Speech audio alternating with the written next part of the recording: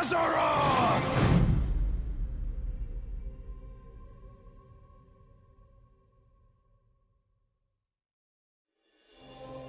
Hi everyone, I'm John Haidt, General Manager for Warcraft, and with me today are my friends Ian Hazzikostas, who is the Game Director for World of Warcraft, and Holly Longdale, who leads up the production team for WoW Classic.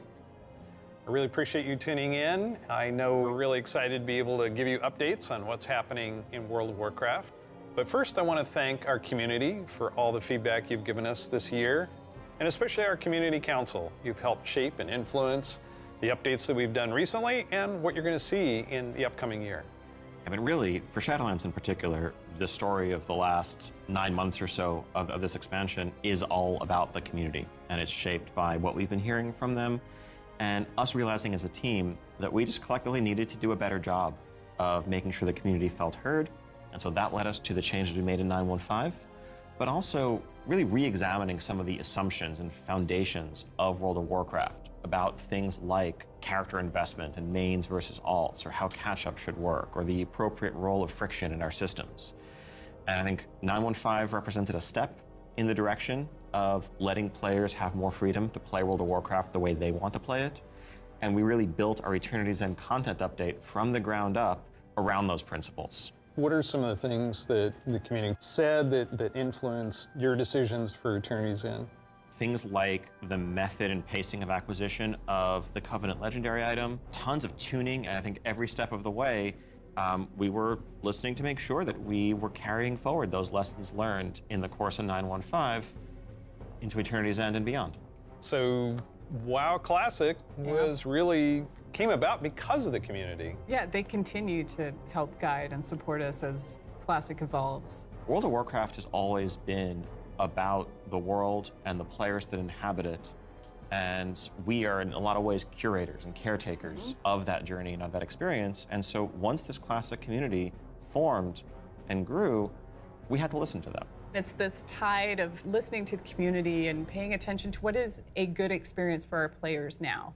And where we really saw a sea change in this idea is with our Season of Mastery realm, which is a Season of Fresh Start Classic. And initially we were talking about it like it was going to be like a fresh start. Let's try this experiment in a season. It'll be about a year long. And then when the community found out about it, we started seeing this upswell. Yeah, the team just took that idea and ran with it and turned, what started out as a small community project into this Soul of Iron system that became a centerpiece of Season of Mastery and a whole new opt-in hardcore mode that we've seen communities built around. Lots of, thrilling victory and painful defeat. 5 hours. I made it 5 hours. Yeah. And it continues, like Burning Crusade Classic. We wanted to balance the Paladin seals between Horde and Alliance, so we made an addition there. We wouldn't have gotten there without the community's input. So, influence the community, you've got another update, and pretty significant controversial change for this. Yeah, cross-faction play coming in 9.2.5.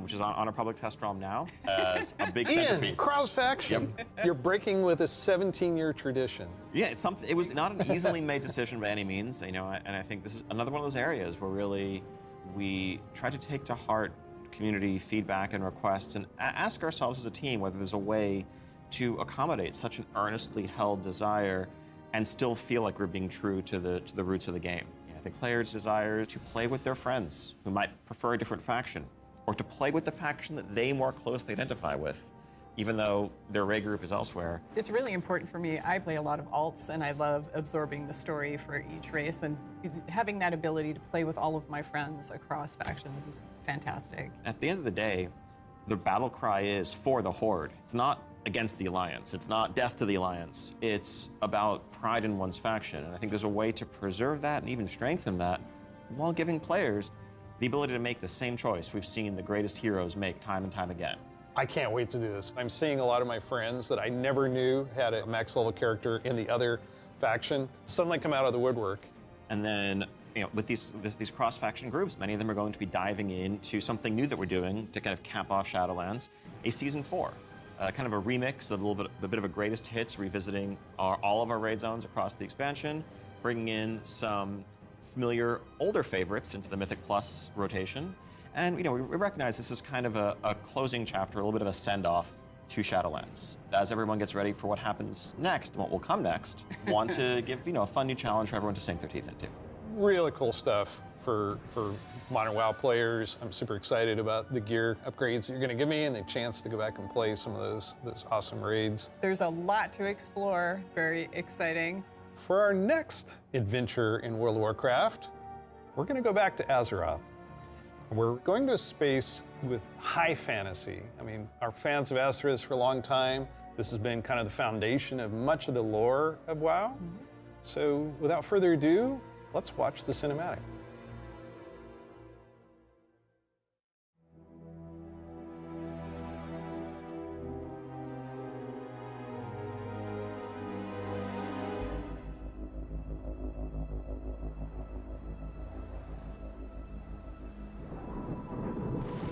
The world has been sundered. It cries out in pain. We must go to its aid. We entrust our ancestral home to you, the Watchers.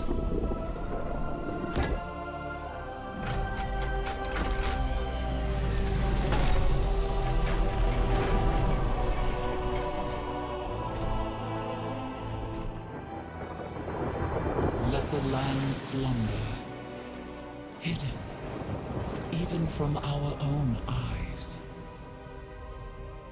You will feel our return in the waking of the land. Then, you must light the beacon of Tearhold, lest the path home be lost to us forever.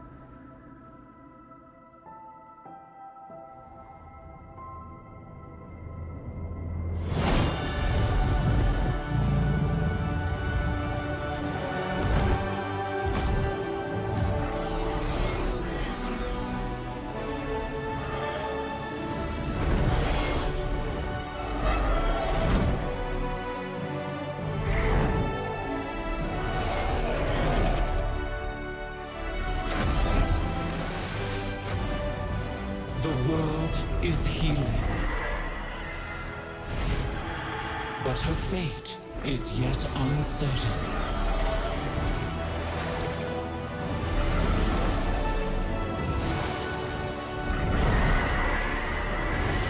Together, we shall be Azeroth's protectors once again.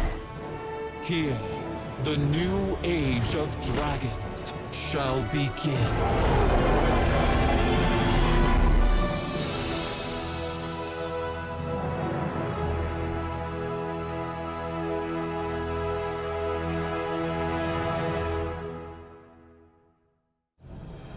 Dragons! Dragons. This is so cool. No one saw it coming. No one saw it coming. Carefully kept secret. But seriously, I mean, what did we just see there? The awakening of the Dragon Isles, the return of dragons, the dawn of a new age. Right, we've seen Rathian searching for his father's legacy, searching for the Dragon Isles. There's a reason why he hasn't been able to find them until now. The beacon going off, is that summoning the dragons? It is removing the concealment that had hidden the Dragon Isles from the world, but also beckoning the dragons back urgently in a time of need. I assume pretty good variety of locales within the Dragon Isles? Yes. The Dragon Isles, as kind of standard for WoW expansion, consist of 5 zones, 4 standard leveling zones, and a new starter zone that we'll get to in a second. Can you talk a little bit about how the team found ways to thread the dragon aspects throughout the environments? The Dragon Isles are a place that is lush and primal, bursting with elemental energy. As Azeroth herself reawakens, those primal forces are expressed throughout the environment, whether it's magma activity, volcanic activity, whether it's the icy wastes of the Azure span, and each one of those has a connection to a dragonflight that we've seen before. And it's going to be an amazing place for players to arrive at and explore. All right, you know I'm going to ask. Yes, okay, so Can I be a dragon? let's start getting into some features here and what Dragonflight means for you as well as just a place. So first off, yes, we have an all-new playable race, the Dracthyr race. Yeah. This is a draconic race, but dragons in Warcraft have the ability to take on a humanoid form. What classes can they be? They have unique abilities as literally a dragon. That doesn't quite fit any of our existing classes. And so what we're doing is this is not just a new race, but it's also a new class. You know, adding a new race to World of Warcraft, and not just an allied race, is something that we don't do lightly, but telling this expansion, this story, so focused around dragons, felt like the perfect time for it. So if you are a Dracthyr, you will be the Evoker class. Dracthyr can only be Evokers, Evokers can only be Dracthyr. And the reason why only a Dracthyr could be an Evoker is that an Evoker is really combining the ability to call upon the magic of the different aspects with the unique physical gifts that a Dracthyr has, the ability to actually take flight and do an Onyxia-style strafing deep breath over the battlefield, land on the other side, knock everyone back with a wing buffet, and then unleash your magical abilities. Yes, please. Yes, please. The Evoker has 2 specializations. They're a hybrid of either range DPS or healer, and they wear male armor. We figured, you know, with the new hero classes we've added over the years, we have enough melee, we don't need more of those, and also probably don't need any more leather wearers. The raid leaders are going to love you for that. Exactly. This is definitely a hero class, and so that means that, you know, like the Death Knights before them or Demon Hunters, they will be starting level 58, and then they're going to have a new starter zone. So they're going to have a slightly different journey into the Dragon Isles as opposed to the rest of us that are sailing there from other parts of Azeroth. Can you talk a little bit about the customizations? Like what is going to be able to identify my Dracthyr character? Basically anything and everything. You know, skin color, hair color, jewelry, tattoos, other adornments. You can make this character the expression of your identity in Azeroth. New zone, new class, Yep. new race. Well, tell us about some of the system updates or features. So, of course, the new expansion brings with it, you know, new systems, new features. I think in recent expansions, one of the things we've tended to do is really have these deep features that were closely tied to a specific expansion that would then get left behind as we moved on. Mm-hmm. And we've heard loud and clear from players that, you know, it's kind of a bummer to start off every new expansion by leaving a large part of your character behind, by leaving a large part of your progression behind. So this time around, what we're doing is really pouring all of our energy into permanent revamps, overhauls, and improvements to World of Warcraft's core systems. Things like our progression systems, in this case, our talent system is something that we want to completely revamp. We want to take a look at our UI. We want to take a look at professions. So with the talent revamp and the arrival of Classic, did you learn anything about how our talents work? I think seeing a new generation of players play with those talents and work through those talent trees really underscored some of the things that, frankly, we lost when we shifted to the Mists of Pandaria style talents and beyond. A big piece of that was some of just the granularity, the feeling of getting a level and spending a point to customize your character to make yourself a bit better in some specific way. But also, that sense of hybridity that you could have. That's something that we've largely lost. And so the new talent system avoids directly pitting player power throughput choices directly against those sort of utility hybrid choices, because we know that there's always a right outcome there. And we also understand that there's a lot of strength in the flexibility of the modern talent system to let players customize their talents for a particular encounter or for dungeons versus PvP, and we don't want to lose any of that. So John, UI? Oh my God. Yes, I got this 30-inch monitor trying to keep track of where I am on the map, all my buffs, and over here, what's going on in chat. It has literally made my eyes go like this. So, and you're not alone in that. We've made a lot of incremental changes and additions over the years, but really this is a revamp, this is an overhaul. And so we're excited to really modernize the look and feel while staying true to the origins of World of Warcraft. At the same time, we're not looking to take away the sort of power user customization there. Add-ons are still there if you want them, but we want a much better default out-of-the-box experience for all players, new and old alike. and can I reduce elements, remove elements? If I want to explore the world and see the beauty of Azeroth? When it comes to specific elements, as much as possible, we want to let players choose what to show and what to hide so that they can control it themselves. You mentioned professions. I have a critical question about this. Go on. Can I wear a chef's hat? Yeah, I knew it. Our approach to professions in Dragonflight is really all about delivering on fantasy and identity as a crafter. And so if you want to be a serious blacksmith, if you want to be a great leather worker, we want to deliver the ability to invest time and energy into that, become a master crafter, be able to make items that are in demand, interact with the community. One of the big pieces that we want to do to support that is a new work order system to have a bit more convenience than just spamming trade chat all day. But if you are someone, you're not yourself a blacksmith, but you have a bunch of mats and you want them forged into a great sword, you can put that work order up, list your mats, offer a commission, and a skilled blacksmith can come along and make you the weapon of your dreams. I think we left out one thing, though. You can be a Dracthyr, go to Dragon Isles. Can I have a dragon? What's the fantasy of dragons, if not soaring over the lands? And so we're really excited to introduce a feature that we're calling Dragonriding. It's dynamic with everything from momentum to dive bombs, the ability to just sort of build that speed up and feel the world rushing past you in a way that should be much more exciting than traditional flight that we've made available in the past, but that's also available for players through a customizable dragon mount right from the start. So this is a skill you learn over time, right, to become an awesome dragon rider? Yes, you'll be able to sort of upgrade aspects of your flight, but you will have this new form of flight from the start. And the dragon companion that you have is, of course, very thoroughly customizable, which is a new thing for us for mounts. This is not just a generic dragon that everyone has, but a drake that is yours. What do you want its scales to look like, horns, the shape of its head, other attachments, armor pieces, and more. Take your pick. This is so cool. So the Dragonflight expansion is going to see players leveling to 70, going to the all-new continent of the Dragon Isles, which consists of 5 zones, 4 standard leveling zones, and a new starter zone for our Dracthyr class, as well as a range of systems revamps, such as a new talent system, an overhaul and update to our UI, and an entirely fresh look at professions with more depth than ever before. Also getting around the Dragon Isles is going to come in the form of Dragonriding, which lets you customize and upgrade your own mount so that you can fly in a sense from the start. And of course, as with any new expansion, we have a new set of dungeons, a raid, and much more to come. We also have an alpha that will be starting up in the future. Check out our website for more information and keep an eye out for those opt-in signups if you want to help us test out Dragonflight and give us even more feedback to make it better. We do have a deep dive that follows this, so please stay around. Classic players, we haven't forgotten about you. You could probably guess where we're going to go next. One of the all-time favorite expansions for World of Warcraft. Let's watch the cinematic.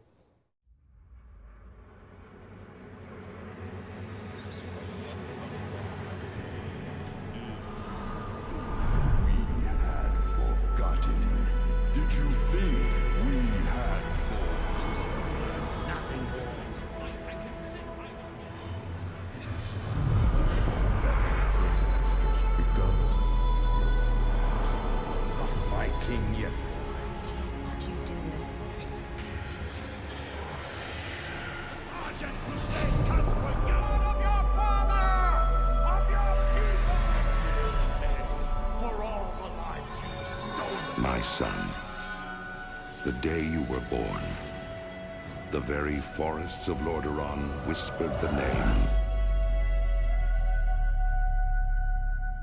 Arthas.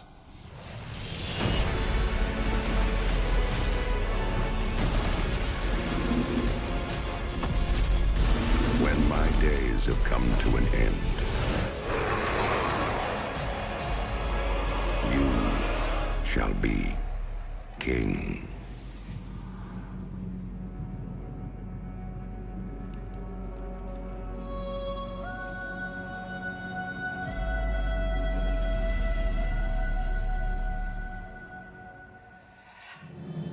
It's just incredible, isn't it? Every time I see the cinematic, I get chills. No pun intended, I get chills. As you saw, Wrath of the Lich King Classic is coming this year. It brings back so many memories. When you see that cinematic, what do you remember from Wrath of the Lich King? Anytime you want to talk about undead frozen dragons, how can you not go back to Sindragosa as the source? That was the first expansion I played with my youngest son. So I can remember on that platform, black goo and chunks of ice falling off and having to repeat that battle with the Lich King. But when we finally downed him, it was such an incredible moment. He jumped up out of his room and I jumped up out of my office. We're like, yeah, did it. So it's a very lasting tale for me.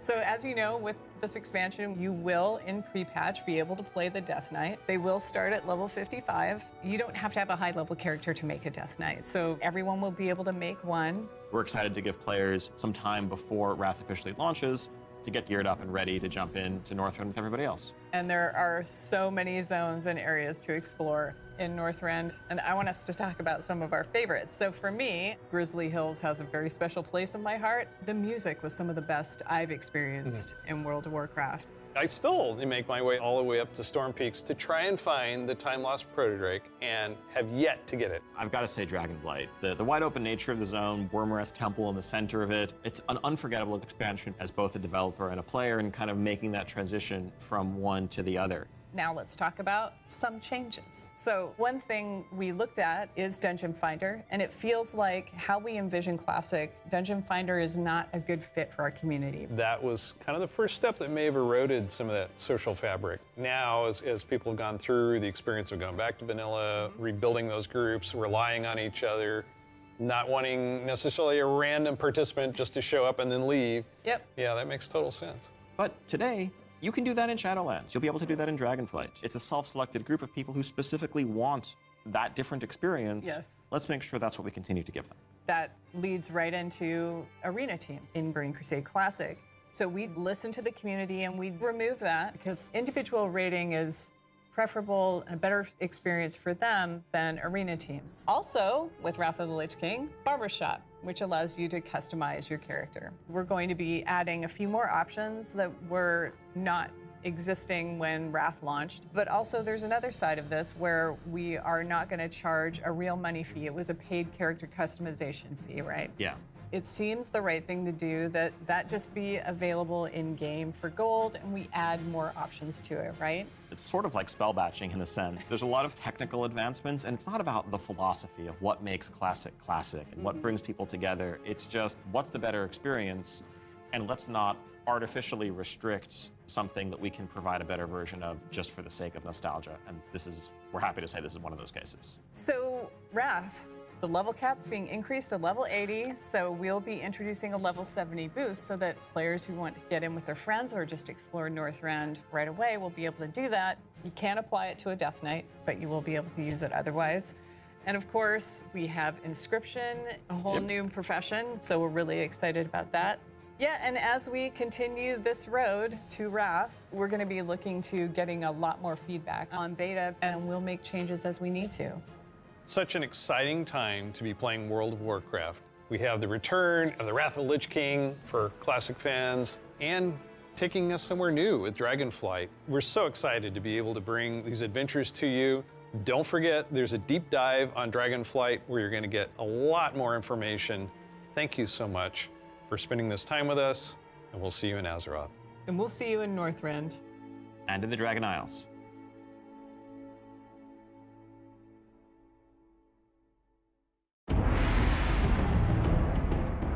Hi there. Welcome to the Dragonflight Deep Dive. I'm Steve Denuser. And I'm Taryn Gregory. Starting it off here, we're going to talk about the setting and the story of Dragonflight. We've got this great expansion, exciting pre-render trailer that everyone just watched. So let's talk about the setting for Dragonflight, the Dragon Isles. Dragon Isles have been known for a long time in Warcraft history as a mysterious place where the dragons came from long ago, but we never knew much more than that. We're going to this place that is kind of the broodlands of all the Dragonflights, the place where they nested, where they built their civilization. The Dragon Isles was the center of the Dragon's kingdom when the world was young and the mortal races were just starting to form kingdoms of their own.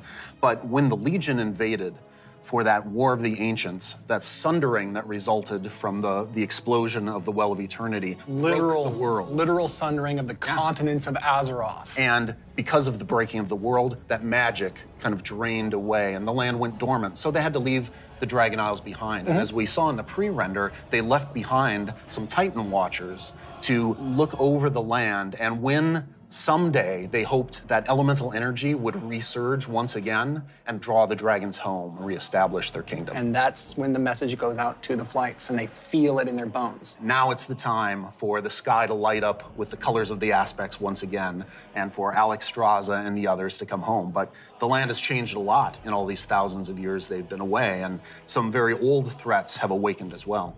We're looking into the culture of dragons as they exist in Warcraft. Dragons, as we know them today, were very different in the early past, the early history of Azeroth. They were much more primitive, much more savage, what we now know as proto-dragons. And then some of the dragons were empowered to become the aspects. The green flight, red flight, blue flight, bronze flight, black flight, each with unique powers, each with the ability to protect the world in different ways. These pillars of draconic power appointed to defend Azeroth from threats within and without. Dragons used that power both for good, in the case of most of the aspects, but also for nefarious reasons in the case of the Black Dragonflight led by Neltharion, who would become Deathwing. And what we will find in Dragonflight is that some of these ancient divisions run deep. And so it begs the question, where do we go from here? If this is an opportunity to reclaim their legacy, to be the protectors, as the cinematic mentioned, that they once were. To do that, they're going to need the help of our heroes, our players, to come to the Dragon Isles with them and face some of these reawakening challenges, because it's not just that this land is peacefully waiting for the dragons to return and reclaim it.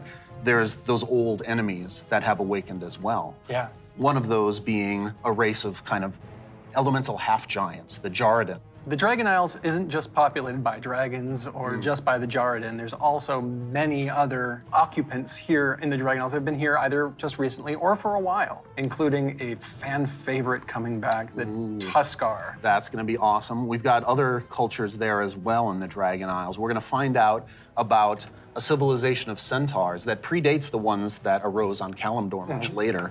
And some of our favorite characters that we've seen over the last few expansions, such as Rathian. And whether he's ready to step up into a leadership role, or if there are other alternatives out there that would be better suited to the job of being the aspect of the Black Dragonfly. I think one thing the players are going to be really excited about this expansion is the new playable race, the Dracthyr. That's right. And this is something that Neltharion, before he was Deathwing, before he went full crazy world dragon, that he put into motion. Neltharion saw those primalists that were kind of breaking away from the aspects and what they wanted. And so in those first experiments, he took the essence of dragons, their strength, their nobility, their wisdom, and he combined it with that scrappiness, that adaptability that the mortal races had. And he wanted to use that to create the ideal soldier in his mind, the Dracthyr. Exploration is really one of the key themes of this expansion. We're going to be going to this ancient place that the dragons left behind long ago. So we've made these huge zones with all kinds of places to delve into and find little treasures and little secrets tucked away. It's going to be a lot of fun for players to be exploring these landscapes. And there's so much architectural history and how clearly aspirational was the kingdom of the dragons and how it lost so much. And the themes of trying to return to that, to try to find your legacy, to try to figure out who you were before everything went awry. But there's questions, thematic questions of What does it mean to be true to your legacy? Are we going to repeat the mistakes of the past? The dragons have had to learn those lessons just like the mortal kingdoms have had to. And I think that's one of the reasons why the dragons see this now as the time that they have to return and they have to step up once again as protectors of Azeroth. We're helping the dragons because the dragons have helped us in the past too. So by using the Explorers League and the Reliquary together, that allows us to delve into some of that history. And when I look, upon the Dragon Isles in all of its visual splendor, I get so excited for the prospect of a truly Azerothian adventure alongside Calicos, along with Rathian, Ebonhorn, with Ysera's daughter Marithra, as each one of them is trying to find their own flights. I am taken by the exploration and the potential for adventure and just new horizons within this world. There's going to be old stories from that time past, that history that only the dragons knew for the longest time. We're going to be able to explore that. It really feels like just a breath of fresh air. So now we're going to turn things over to some of our colleagues who will take you on that deep dive into the locations and the features of Dragonflight. Hello, I'm Stephanie. I'm Josh. I'm Jackie. And I'm Gary. And we're part of the teams that are building the first two zones that you'll encounter in the Dragon Isles, the Waking Shore and the Ohn'ahran Plains.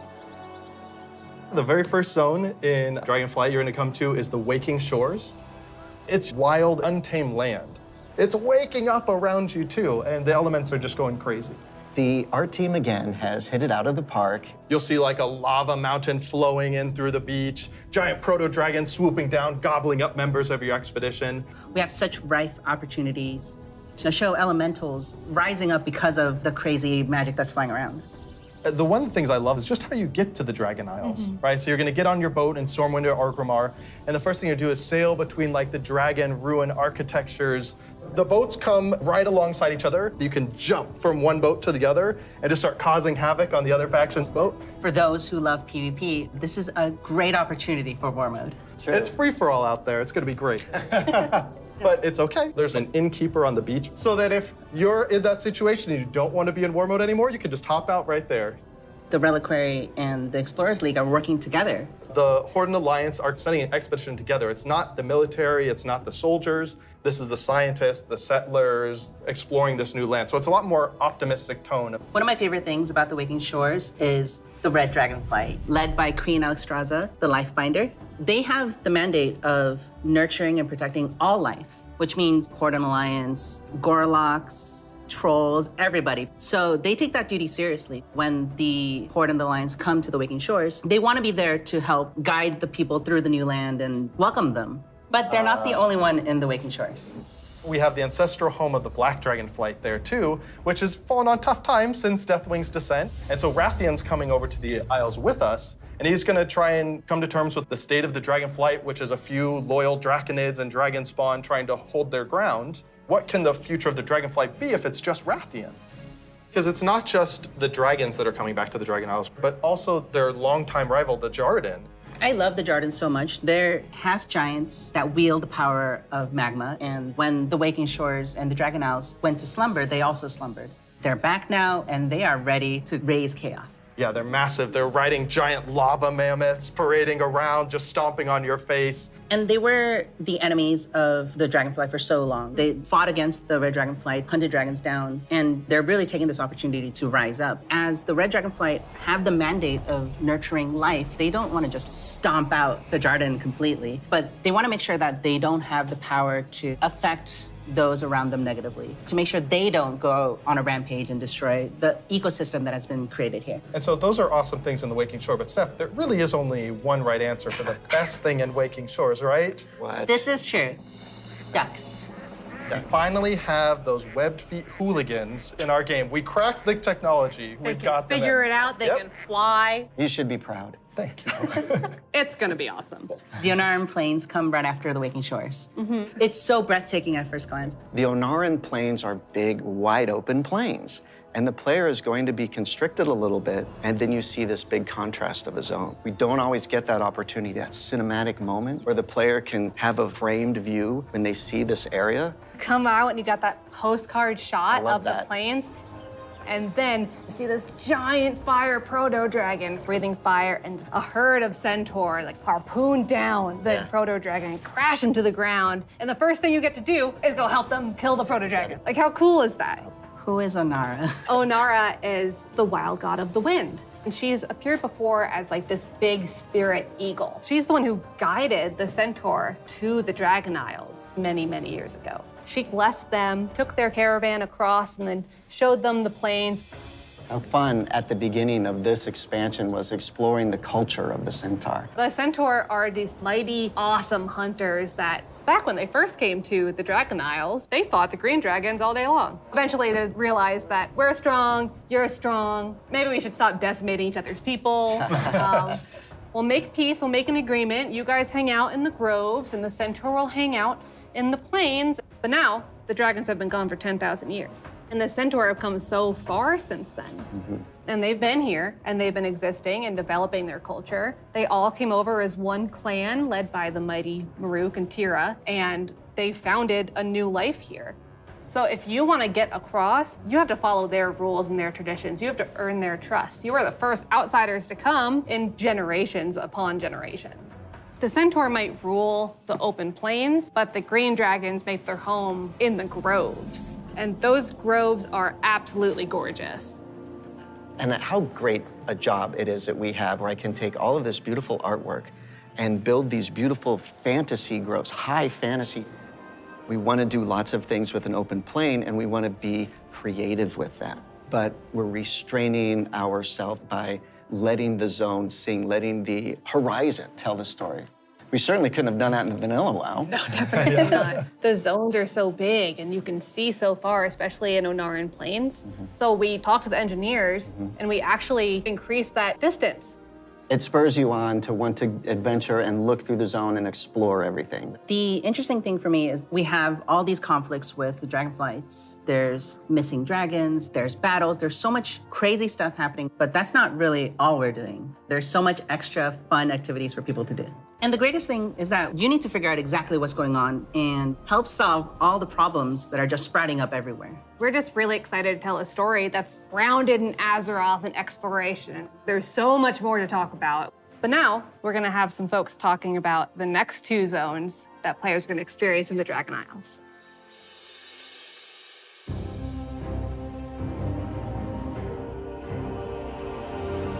Hello everyone, my name is Kate. I'm Christy. I'm Kate. I'm Sean. We're going to talk today about Thaldraszus and the Azure Span. So Azure Span is going to be the third zone that players adventure through, and it's one of our biggest zones that we've done in the Dragonflight, maybe even to date. We knew it was going to be like the largest visual elevation change, and it really started with this great concept art. When we first were taking a look at the design, we kept coming back to one of our favorite Wrath zones, which was Grizzly Hills. And we really wanted to take that, but wowify it more. And I don't know if you've ever been up to the Bay Area, but in the morning, that coastal fog comes in and dips down into the redwoods and that sun shines through. That's really what we wanted to encapsulate with this forest. And not only we have redwoods, but we've got all different types of trees. Eventually, it'll break open into this wide open tundra that's just golden and red, and you'll reach up to another level of elevation where you get to see the snow. The majority of the zone is covered in snow and ice. We have giant frozen waterfalls, ice rivers as far as the eye can see. And Sean, I know in the forest, we can expect our first creatures. We have a small group that lives there called the Gnolls. These Gnolls are all throughout the forest and Azure Span. They've made this their home. Some Gnolls with strange magic that we're going to find out what exactly that's about. Snow Gnolls, or as I call them, the Snolls, up in the winter area. And then some regular Gnolls that are just going to be around the forest area. So then we go into the big open tundra where we meet our second group, the Tuskar. It's going to be really neat to explore their culture a lot more. And those kids are adorable. I absolutely love the Tuskar. Honestly, all my downtime's probably just me hanging out with the Tuskar. So it's been a little while since we've seen them. We remember the Tuskar from Wrath of the Lich King. They're also getting a nice, cool upres for their models, along with expanding their culture. So there are going to be male Tuskar, female Tuskar, Tuskar kids. So we're going to fight alongside them, which includes help from a certain group of dragons, the blue dragons. We're going to follow the story of Kalagos, our blue dragon buddy from the Kirin Tor, and he's going to be adventuring into Sindragos's archives. It's a giant zone. There's a lot of surprises. When we're done there, we head over to Thaldraszus. Thaldraszus. It's really incredible because you will be going through some of the previous zones and seeing a lot of ruins for the dragon buildings. But when you get to Thaldraszus, everything is perfectly intact. It's beautiful. It's pristine. It is the seat of power for all 5 dragonflights and home of the dragons. It feels that way with the huge vertical mountains. We've got these great cave systems where you may end up finding little dragon hordes. My favorite Dragonflight right now is the Bronze. They've got a really cool area in Thaldraszus, and their magic is time. There's so many cool story hooks that we could dig into there. There's so many cool gameplay options. And we have a little bit of an adventure for players. It's gonna be a lot of fun. I can't wait. We really wanted it to feel like their old stomping grounds. One of the really cool features is going to be the main city and player hub for this expansion, Valdrakken. It is a culmination of all of the dragon's efforts to put together what a city would look like. So we ended up having a bunch of really fun small vignettes where you see that the blue Dragonflight is hosting a public library, and the red and green Dragonflights both have their own separate gardens. We'll also have some convenience services for players, including an auction house in the city, which will be really nice if you're looking for more exotic wares. The thing that really sold me on Thaldraszus was the initial concept art we got of Tyrhold. Oh, yeah. Wow. And this is a 10,000-year-old Titan technological marvel. Tyrhold has these awesome aqueducts that actually come out from the structure all the way to the city across the valley. And in the cinematic, there's just this amazing shot where you see Alexstrasza swoop under one of them, and there's splashes of water cresting across her wings. So when players are flying around themselves, they get to have their Alexstrasza moment. What an incredible place, and filled with so much history. Tyrhold was built by Tyr. He was a Titan Keeper back in the day who helped the Aspects fight Galakrond. And when they settled on the Dragon Isles, he built this facility. And even though Tyr's gone, the dragons have held him in reverence. But that was 10,000 years ago, and they've let the Titans maintain the place. An incredible amount of history has happened since then. Flights have been nearly wiped out. There have been invasions, betrayals, Aspects have died. And these are the kind of things that leave marks on a society. So now they're all back here, and they're all here together. As we were designing the zone and the city itself, we're trying to figure out, how do we tell those stories at the same time as making sure that this is a really convenient place for players to go and, go shopping, as they tend to do. So much adventuring happening on the Dragon Isles. It's so cool. As a player, you probably don't have your own dragon wings. You are going to learn the art of dragon riding. It's so vertical, and I'm just excited to dive off the tops of towers and swoop under things. It's actually one of the things that we're about to learn about next. Hi, I'm Jake. I'm Andy. I'm Kali. And I'm Graham. And I'm really excited to talk to you guys today about the Dracthyr Evoker, our new race and class coming in Dragonflight. We're here to talk about not only the Evoker, but also Dragonriding, which is our exciting expression into the exploration of the Dragon Isles. We knew with a dragon-themed expansion, we wanted to let you play a dragon. Not a big dragon, Alexstrasza size. That'd be tough to fit into raids. I'm sorry, Jake. Okay. I know. Fine. But a draconic humanoid. So the Dracthyr, created by Neltharion. And like our other hero classes, you get to choose if you want to start on the Horde or Alliance side on character creation. So let's talk a little bit about the Evoker, the class they can be. What's unique about it is because the Dracthyr are created by an aspect, they have the ability to wield the magic of all 5 Dragonflights. So Evokers can take advantage of red magic and blue magic and bronze magic. And to show that, we created a visual, what we call a prismatic effect. This prismatic effect is basically the coalescence of all their energy as they channel it into whatever spell that they're going to cast. You have a red magic spell called Pyre. So when you shoot it out of your mouth, it twirls in the air with all 5 of the Dragonflight's magic as it turns into the red spell before landing on your enemies and exploding and hopefully burning them. I'll take that one. Getting that vibe across that they use all 5 was really important to us, but we did want to make sure that each specialization focused on 2, because casting 5 different colors gets a bit messy. So their damage dealer specialization, their first of 2, Devastation, mostly focuses on red and blue magic. Red being very fast and explosive, burning everything with Pyre. whereas blue is more focused and overwhelming. You can shoot a beam of energy out of your mouth to disintegrate one single enemy in front of you. There's a healer spec called Preservation. The healer spec is going to focus mostly on your green and your bronze magic. So your green is going to be evocative of the Emerald Dream, your growth and your nurturing spells. And then you have your bronze magic, which is going to be more timey-wimey. So you get to heal a wound faster. So in addition to the visuals and the animation, which all make you feel very powerful, we really wanted the player to have a physical connection to the cast. We have a new type of spell called Empower, where when you actually hold down the button on your keyboard, it charges up the spell. The longer you charge it up, it might do more damage or hit more targets depending on the spell, but it gives you this really physical connection and control that's new for World of Warcraft and I think is feeling really, really good. We have some great animations. Thank you, Andy, your team. You love it, Andy. You feel physical when you're casting your spells. You can actually fly around the battlefield and cast while you're flying. Raining fire and death from above. It's great.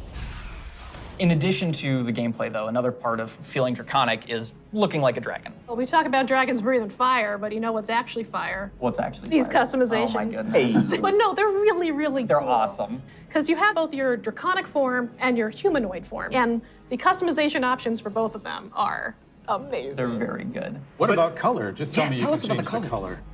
You can do a lot of matching. So your visage form can have scales that are the same color as your Dracthyr form. But my favorite, super favorite part of customization for the visage form, hair. Yeah. Because I can actually do this in game. Yeah. The check is here. We finally did it. As players make their way through each of the areas of the Dragon Isles, they'll partner up with the Dragonflights to move through the air as they've never done before. You'll notice I did not say flying, because flight has a very specific meaning for World of Warcraft. Yeah, it does. And we're talking about something new called Dragonriding. And as the players are honing their dragon riding skills, they're going to get to see all new animations that go along with the different look and feel of the drakes. We're aiming to shake up movement with this new system, providing players with a deeper immersion with forces like momentum and gravity. We knew that for Dragonflight, we were going to have the opportunity to show players a whole new set of Dragon Isle drakes, completely unique from all the other things they've seen in World of Warcraft. And so we wanted to come up with a movement system that would add that sense of physics, weight, and gravity, like you were mentioning. We knew it was going to take a huge team effort, not just animation, but it was going to take effects. It was going to take the engineering team, who we rely on heavily, and that combined with some new animations really helps to lend that feeling of physics as you move through the air in ways that you haven't before. And the icing on the cake is going to be some really cool effects that we've added on top of all of that. So for example, when you start hitting maximum velocity, you're going to see contrails coming off the edges of the wings. And then as you do your rolls and spirals, you build up more and more speed. There's going to be some screen effects on the display to indicate that you're reaching maximum velocity, which really adds to the overall kind of immersion and sense of reality. As players make their way through the Dragon Isles, they'll discover new cosmetic options to fine-tune their Dragon Isle Drake's appearances. Things like snoots, horns, tails, elusive Dragon Isle Drake armor, and more. Can I have spikes? Definitely. Okay. We want to provide players with all new skills to play with, as those who can use their momentum well can reach higher and higher heights, and bring on new, more difficult challenges. We just have so many new, gorgeous options to choose from, and I'm just so excited for all of them. I'm excited for the whole thing. I mean, it's been a lot of fun to work on, but I can't wait to actually get into game, play it with you guys. I can't wait. I can't wait to fly around Dragon Isles. It's gonna be great. Next up, you're going to hear about the talent revamp and the UI changes coming in Dragonflight.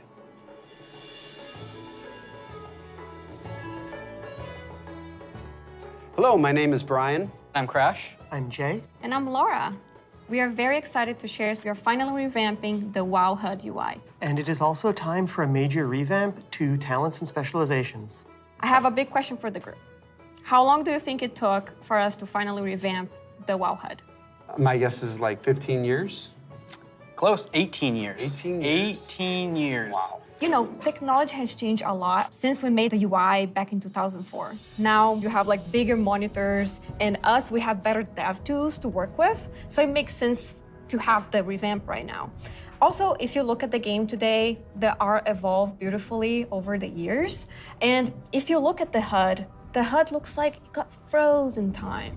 So when we approached this, we wanted to create a layout experience that players could customize, move things around, adjust it to fit their needs. Add-ons today, they do a lot for player customization. The downside is that not everybody uses them. It's about time that everybody has the opportunity to use them, that they become a part of the base UI. Yeah, and we are working very closely with our user research team to make sure we are hitting the goals that our player needs. It allowed us to add new functionality, to improve accessibility in a lot of areas, and on top of that, we are going to be improving the art. Yeah, so the art update, it's a big part of this project. The UI that we have today has a lot of charm and personality, and players have been using that for 18 years. So with that in mind, we want to respect the players who really like the current UI, but do a modern take to it, removing the clutter and giving more visibility for your gameplay. So the new minimap, it looks bigger, and the health bar is also much bigger. If you look at the action bars and the bottom menus,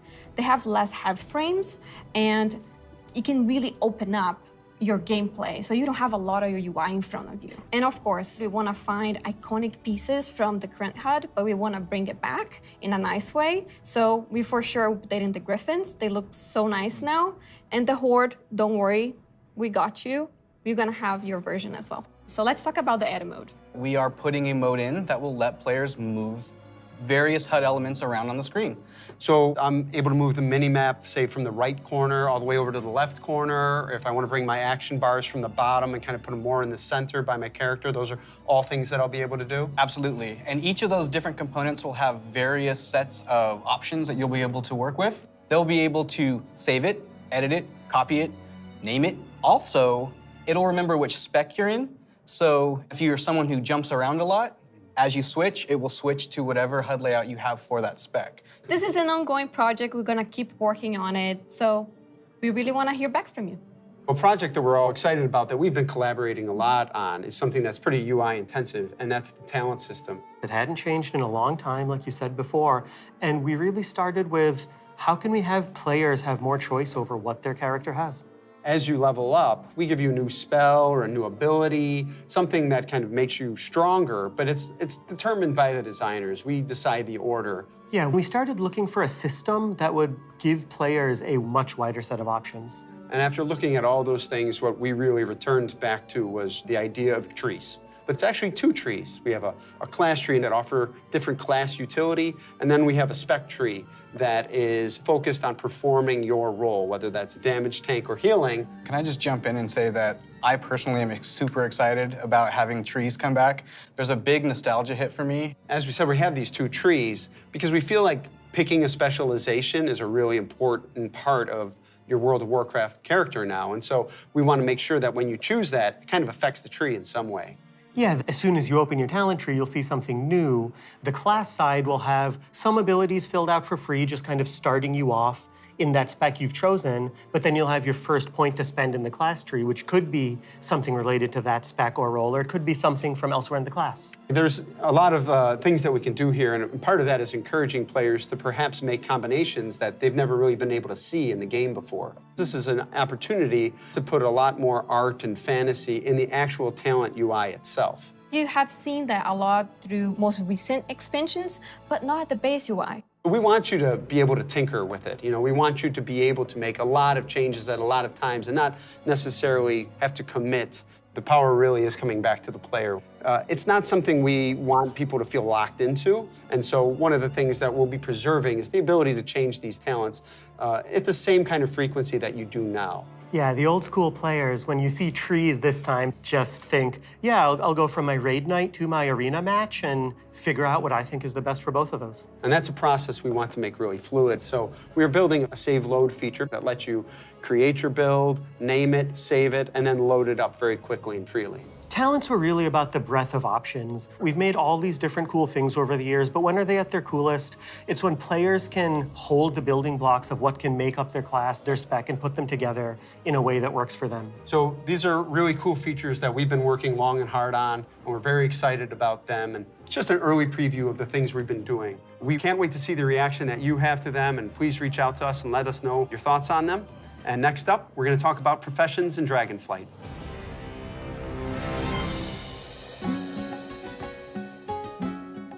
Hi, Hi, I'm Joanna. And I'm Eric, and we're going to talk about our plans for professions in Dragonflight.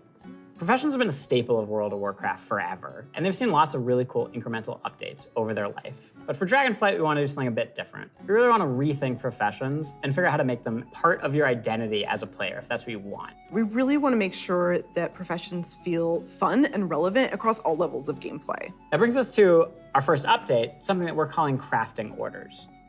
If you want to have something crafted for you, but you don't have the skill or the right profession to do it for yourself, you can have it crafted through a crafting order. You can basically browse any of the recipes that can be crafted, pick the one you want for yourself, and then you include some or all of the reagents needed for the recipe, including ones that only you can get your hands on. You can find someone in person to do it right in front of you for you, or you can also go to an NPC and using an auction house-like interface, send the order out. If you're doing this, you can pick, do you want to send the order to anyone, sort of a public order, or do you want to only send it to your guild, or to a specific other player? Maybe it's a friend who you know will be able to craft the item really well for you. If you are really dedicated to your craft, you're going to be the best at what you do. One of the coolest things about this is the item you had crafted can also be soul-bound. In the past, you could only get your hands on crafted soul-bound items by having that profession yourself. Now anyone can have them crafted for them, which is really neat and really expands the number of items that we can provide that are really powerful because everyone can have them crafted through the crafting order system. This is also really cool because it means as a crafter, you can start building your client base. People are going to come back to you to get certain items. Maybe you're the best at making it, or you always throw in a little something extra. You're also going to be leveling up your profession. It's going to be really great. So the first time you go to craft, you're going to notice a lot of different things, but probably the biggest is the introduction of quality, both to your crafted items and your gathered reagents. Quality works in a pretty simple way. If you craft something that's a higher quality, it's just going to be better.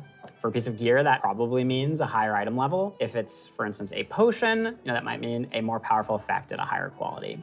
And we're doing a lot of new things in the UI. We've put a lot of work into it to make sure that the professions feel really special and unique. And another thing you might notice in the crafting UI that's new is the introduction of stats specifically to your professions, both crafting and gathering. And this is another sort of major input into quality. Probably the biggest source of your ability to craft items at a higher quality is through crafting specializations. We've had crafting specializations in the past, as far back as original World of Warcraft. With Dragonflight, you can go out and earn specialization points in a whole bunch of different ways. So maybe you find an old book on a bookshelf in a ruin somewhere, or a hermit in a cave who can teach you a little bit about your profession. So let's say you're a blacksmith. You might decide that first you want to become an armor smith. And the more points you spend in armor smithing, the better you're going to get at crafting all armor. This also means that if you specialize one way, other people in your guild may specialize in a completely different path. So this means that your guild could have several top blacksmiths and everybody is providing something unique and valuable to the team, which is really cool. Now that reminds me of another update. We're actually adding crafting tables to all the different crafting professions. We're gonna take those and we're gonna put them all in the main city of Valdrakken. And you're gonna go in there and you're gonna get to see all the different players crafting their items at their cool crafting tables. Yeah, it means you're gonna walk into the city and you're gonna see like all these alchemists huddled over here, and you're gonna see all these blacksmiths over by the forge. There will be other players filling orders or grabbing orders. It's gonna be a whole new crafting area that's gonna make you feel really part of the world. It just seems like a much more lively area than it has in the past. What I'm most excited about though is the gear. We're introducing new types of gear for every profession. And when you go to say mine a node, you're actually gonna just switch into that gear. It's gonna be really great. You're not gonna have to carry that stuff around in your backpack anymore. There's actually gonna be dedicated slots for each of your pieces of gear. But I'm a numbers guy, I love progressing. All pieces of profession gear will have those special stats that we mentioned before on them. And as you get your hands on better versions of the gear, it's really gonna help you get better at your profession. I can't wait. Thank you for tuning in to the Dragonflight Deep Dive. You've heard a lot about the content and changes coming in Dragonflight, and we've got a lot more in store for you in the coming months. Until then, we'll see you in Azeroth.